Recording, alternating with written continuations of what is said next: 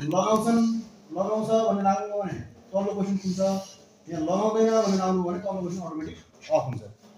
यति गर्दै जानु सबै भर्दै जानु भने क्वेसनहरू हुन्छ उसलाई सोध्नुपर्ने, उसको अभिभावकलाई सँगै राखेर यति क्वेसन सोध्नु हो भने तपाईँले यो अहिले मैले यहाँ गरेर गर्दाखेरि बिग्रिन्छ होइन। यहाँ सेभ गरिदिनु भयो भने सेभ गरेर यसलाई तपाईँ पछि ब्याक आउनुभयो भने तपाईँ अब यो मान्छेलाई के समस्या देखियो भने सस्पेक्टेड इम्पेरियल भन्ने छ।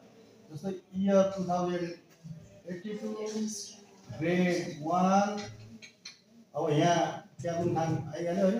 अब अहिले त कोही देखाएको छैन नि त, अघि हामी त्यसो भइरहेको छैनौँ।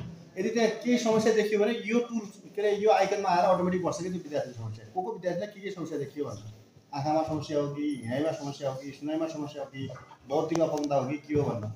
त्यसपछि यही विद्यार्थीलाई तपाईँले समस्या देखिएको यसले एक्सन देखाउँछ। एक्सन देखाइसकेपछि तपाईँले एसिस्टिभ एड एसिस्टिभ डिभाइसमा गएर बस्छ। यो विद्यार्थीलाई के चाहियो भन्ने कुरा यसले आफै रिकमेन्ड गर्छ, यहाँ आएर बस्छ। त्यसपछि तपाईँले यो सामान किन्नको लागि रिकमेन्ड गर्नको लागि पठाउने सबै यो प्रोसेस स्लोली गर्नु हो भने कुनै एउटा कक्षा गर्नु हो भने त्यो विद्यार्थीलाई देखेको समस्या अन्तिमसम्म आएर अनि यो डिभाइस किनसम्म भनिदिन्छ सिस्टमले, डक्टरै चाहिँदैन हो। अब बल्ल मैले भन्न चाहिँ के मात्रै भने समावेशी शिक्षा कुरा गर्छौँ, बालबालिकाको अपङ्गता पहिचान नै भएको छैन भने हामीले कसरी समावेशी शिक्षा दिन सक्छौँ भन्ने कुरा चाहिँ च्यालेन्ज हो क्या। पहिले यो चाहिँ पहिचान गरौँ, को बालबालिकालाई कस्तो समावेशी शिक्षाको आवश्यकता छ त्यो पहिचान गरौँ, अनि बल्ल त्यही किसिमले दिन थाल्यो भने समावेशी शिक्षा कार्यान्वयनमा अझ सजिलो छ भनेर इमिसले यो प्रोभिजन गरिदिएको। यति मात्र भन्नु खोजेको। यसमा डिटेल इमिसको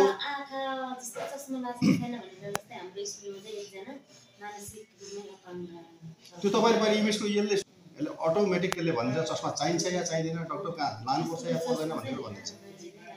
पहिले यो चाहिँ गर्नु पऱ्यो है।